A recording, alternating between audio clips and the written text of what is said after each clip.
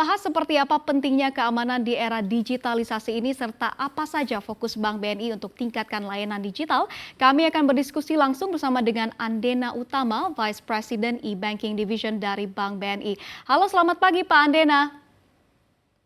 Halo, selamat pagi Mbak Monica. Ya, Pak Andena, saat ini apa saja nih produk dan juga layanan-layanan digital terbaru dari BNI pastinya di era digital dan juga di tengah pandemi COVID-19 saat ini, Pak Andena? Ya Mbak Monica, memang di era pandemi khususnya juga kita memanfaatkan banyak sarana media digital ya.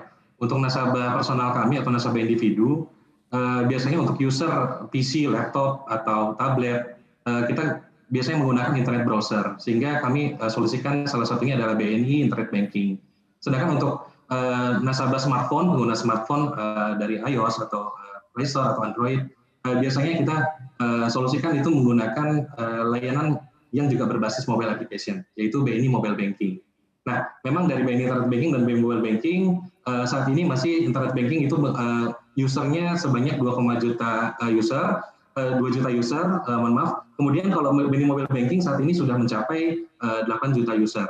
Nah, kalau dibilang yang paling banyak untuk channel digital, saat ini memang kami masih berbasis untuk BNI SMS Banking, di mana saat ini sudah mencapai 12 juta user. Nah, tidak kalah pentingnya untuk nasabah non personal ya, nasabah institusi maupun lembaga, kami juga memberikan sarana channel digital berupa untuk nasabah pengguna BNI Direct sebagai layanan corporate internet banking. Dan ini juga sudah dilengkapi dengan layanan di smartphone, yaitu BNI Direct Mobile. Nah, memang kita juga mendukung inklusi keuangan, di mana kita memberikan layanan perbankan khususnya bagi daerah-daerah yang tidak terjangkau dari outlet BNI, mitra kami disebut dengan Agen 46. Nah, kemudian kalau kita lihat di masyarakat, memang pada saat era pandemi seperti ini, banyak juga menggunakan aplikasi-aplikasi yang disediakan oleh mitra pihak ketiga. Nah, kami dukung layanannya melalui integrasi antara business to consumer menggunakan media application programming interface atau disebut dengan API Service Solution. Nah, biasanya untuk menggunakan aplikasi-aplikasi, mungkin kalau teman-teman sudah menggunakan dari seperti Gojek dan mitra aplikasi lainnya, business to consumer ini yang kami juga solusikan untuk mendukung layanan perbankan lebih dekat lagi ke consumer melalui BNI Digital Services. Itu Mbak Monica. Baik, dari sejumlah produk yang sudah Pak Andena sebutkan tadi, apa saja nih produk digital unggulan dari BNI dan juga apa yang membuatnya unggul? Oke, memang tadi saya sebutkan secara gambaran besar ya. Untuk yang kami unggulkan, memang kalau kami saat ini menyasar di sisi sektor individu adalah penggunaan bagaimana kita memberikan pemanfaatan media smartphone, khususnya yang sudah tersebar di masyarakat, khususnya kota besar maupun kota kecil, kebanyakan sudah memiliki smartphone. Nah, saat ini pemanfaatan media mobile application, layanan perbankan BNI solusikan melalui BNI Mobile Banking sebagai layanan unggulan, atau kami sebut dengan produk champion. Kenapa kami bilang hal ini sebagai media produk champion? Memang berbagai banyak fitur yang memudahkan nasabah tanpa lagi harus datang ke outlet kami, apalagi di era pandemi ini ya, kita bahkan sampai nanti di Lebaran pun kita dilarang untuk mudik, ada himbauan dari pemerintah, sehingga kita solusikan produk unggulan ini, BNI Mobile Banking, untuk memberikan layanan yang tadinya mungkin harus datang ke outlet, ketemu dengan customer service, ketemu dengan teller, cukup dengan satu genggaman di BNI Mobile Banking, atau kita sebut dengan self-service transaction. Nah, kalau dari sisi apa saja fitur yang diunggulkan, ketika mungkin calon nasabah ya, banyak juga masih di Indonesia ini masyarakat yang belum memiliki rekening. Nah, kami solusikan melalui BNI Mobile Banking ini untuk pembukaan rekening melalui pembukaan rekening digital. Jadi cukup download BNI Mobile Banking, bisa langsung buka rekening di BNI Mobile Banking, sekaligus untuk aktivasi mobile bankingnya, sehingga bisa dilakukan transaksi finansial maupun non-finansial di BNI Mobile Banking.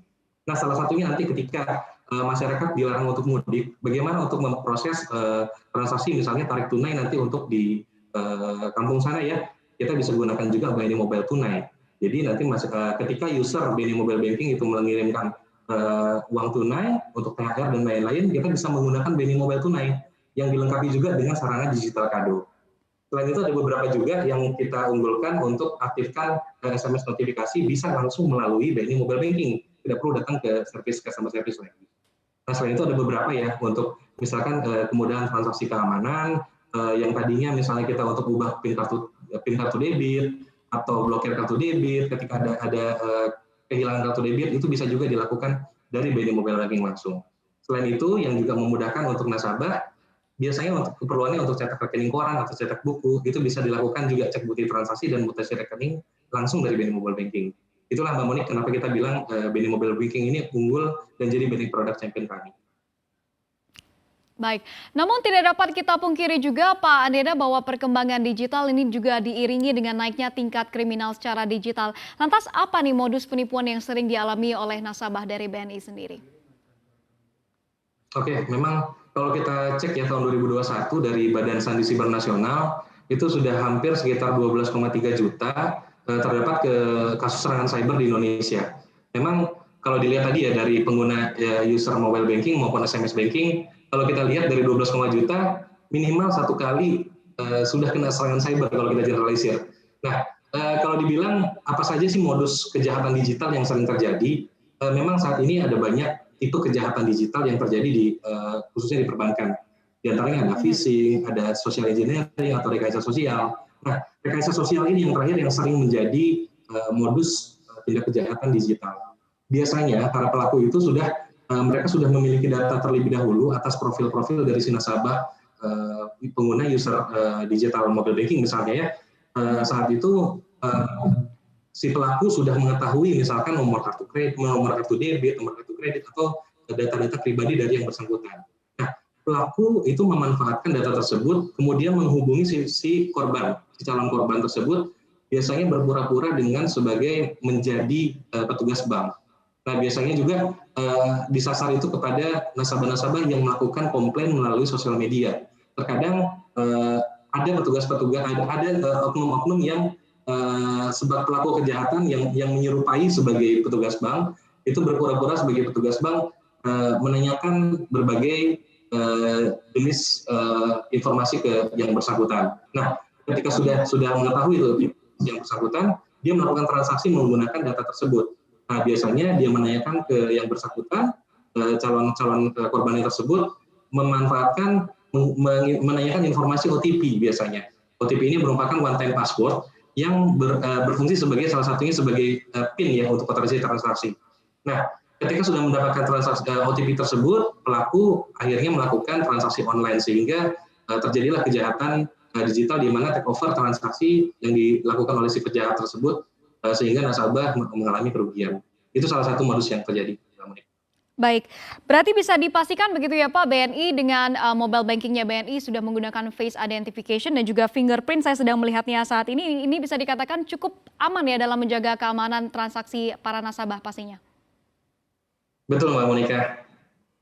Saat ini memang untuk bagaimana kami bisa memberikan saran, salah satunya tadi dengan face recognition juga bisa menggunakan device, tergantung dari device-nya tadi ya. Kalau Mbak Monika misalnya tadi menggunakan face recognition atau fingerprint, terkadang ada juga device yang sudah menggunakan retina ya.